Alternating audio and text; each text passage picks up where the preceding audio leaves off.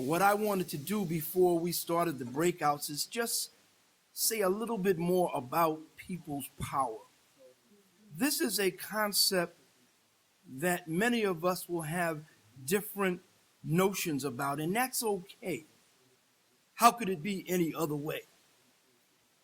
But over the coming weeks and months and years, if necessary, we will discuss it and maybe argue about it so that our conception becomes closer and closer, and that it's not just some abstract ideal, but something practical that you can use, whether on a local basis, on a regional basis, on a national basis, and in a world basis.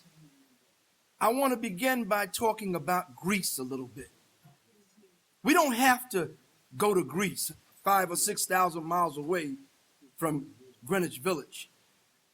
Certainly the cutbacks in New York are bad enough to organize something, a revolution, whatever. The cutbacks in California are the same. They're closing schools. How many is it? 30? But I want to talk about Greece, and let's be fair. While Greece as a country and its population is significantly less richer than, for example, Germany, on one hand. On the other hand, compared to Haiti, it's a hell of a lot richer. And let's not forget racism in this equation.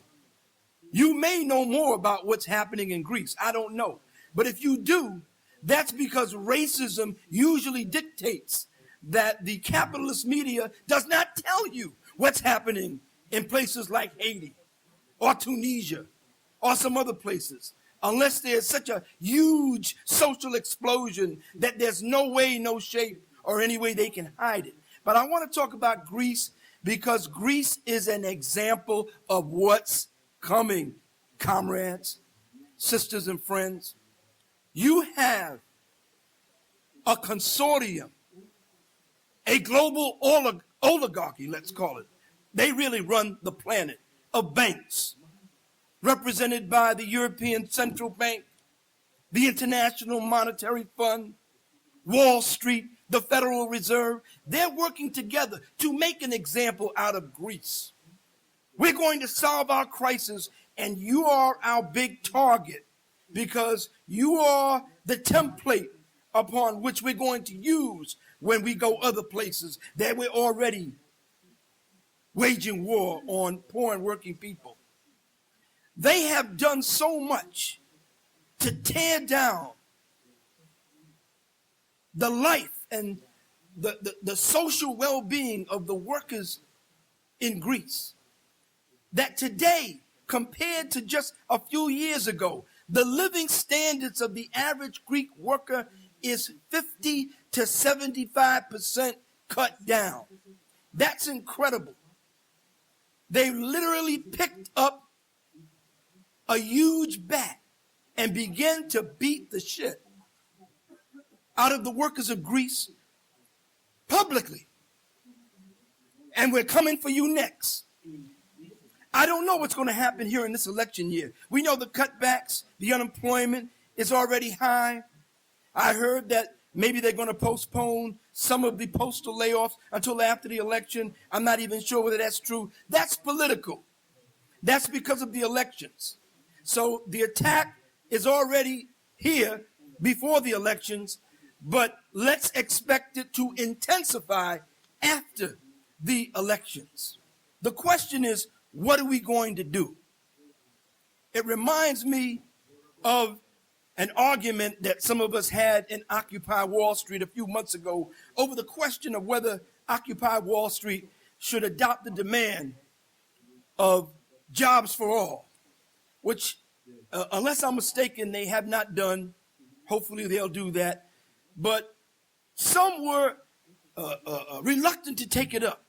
And one of the people who spoke to it at a meeting I attended said, why do we want to demand a jobs program from the government? Well, this is the enemy. Wouldn't it just legitimize them to demand jobs. And we thought to ourselves, well, that's an awful luxurious position to take if you have bills to pay. If you take that argument even further, you could say, why work? It's just legitimizing the racist, sexist, fascist beasts that you work for, But the contradiction is that, you got to keep a ceiling over your head and you got to keep food in somebody's mouth. And so we have to deal with these immediate demands. But there's a point to what this person was saying. We will give them this credit. How long can the 99% go on demanding of the 1% in their system that you give us what we need? Especially at a time when the 1% in their system is telling us, in order for us to preserve capitalism, we can't only give you more, we have to take everything that you have.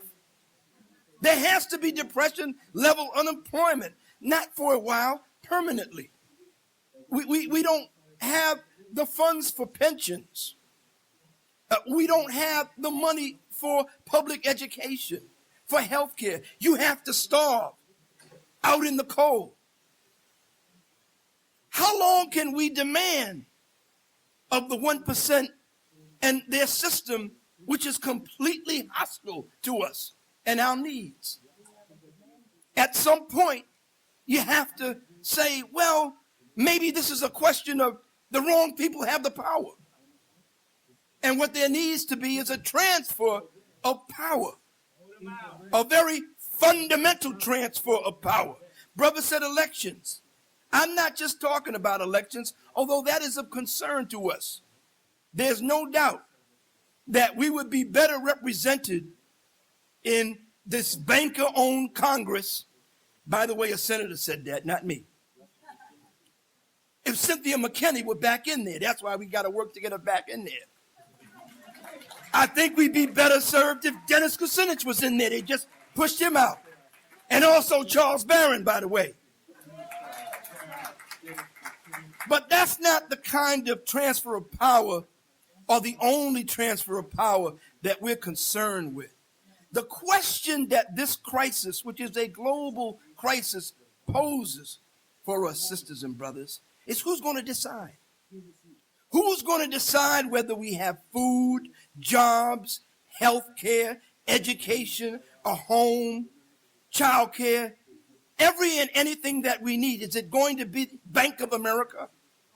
Is it going to be Goldman Sachs? Is it going to be the 1%? Or is it going to be the people? And moreover,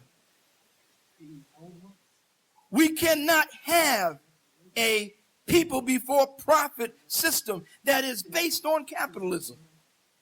And if that were not clear until now, it's painfully and violently clear. I'm just going over what is. I'm just trying to be real about the nature of the global crisis that affects us right here in this room. So what are we going to do?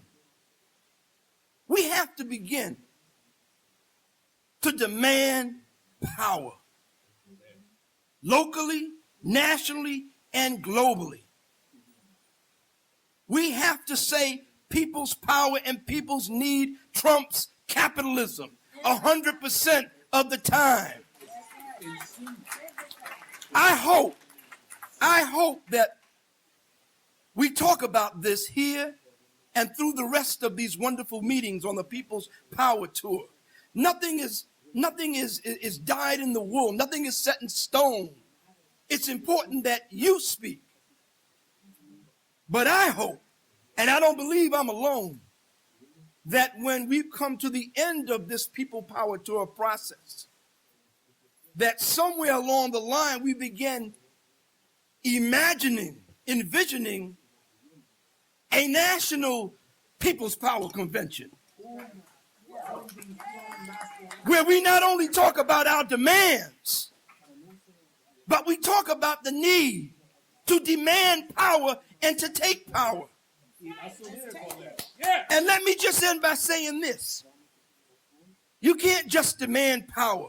Power is not a demand. Power is something that you exercise. When you exercise power, you're demanding it even if you don't realize it. When those young people, heroic young people, regardless of their contradictions and imperfections, some of whom have gotten better about, when they occupied Zuccotti Park, they exercised power. And believe me, the 1% got the message and wondered when more people, especially those who weren't represented there, would get the idea that maybe this is a good thing to do. When those workers in Chicago occupied that factory, they exercised power. Next Saturday, which by the way is the 6-month anniversary of Occupy Wall Street. I believe that's right. March 17th, September 17th to March 17th. What better way to acknowledge this 6-month anniversary than to march with the postal workers in their community to say no layoffs? You can go to the left forum, go there later. This is more important. Go to this and then go to the left forum and tell those who didn't go what they missed. On May Day, we need to exercise power. You know what they're trying to do? That's inspired by what our immigrant sisters and brothers did in 2006, where they organized a day without immigrants. Remember that? Biggest general strike this country has ever seen. Now all of the new forces, along with the immigrants, want to have a day without the 99%. They're trying to suggest, they're trying to conjure in our imaginations a general strike. The same thing is true about International Working Women's Day on the 31st on Wall Street. Exercise power there and all the other activities. There are many of them. And sometimes they seem like, which one will I go to? Can I go to the TWU one? Can I go to that one? It seems like we're running off in many directions and there's not enough time in a day. But they're all connected. And one of the things that this tour must do and that this process must help facilitate is that old expression, connecting the dots, connecting the dots. But let us not forget, and I'll end where I begin. We must fight every cutback. We must fight to save every job. We must fight for a jobs program. But we must also fight for power. We can't continue to demand or what some would consider vague, the powers that be. They are dedicated to preserving the profit before people set up. At some point, however it comes about, gradually, quicker, there first before here, it's got to be a struggle for power. Occupy the revolution.